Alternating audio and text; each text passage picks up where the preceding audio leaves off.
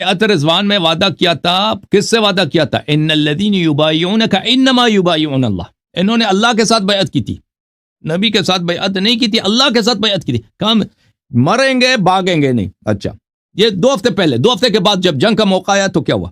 اچھا نبی صلی اللہ علیہ وسلم گئے خیبر، فلما اتاها بعث عمر، تو جب خیبر پہنچے تو انہوں نے لشکر کا کمانڈ کس کو دیا؟ عمر کو. وبعث معه الناس الى مدینہ وقصرهم، اور عمر سے کہا کہ جا کے جنگ کرو یہودیوں سے.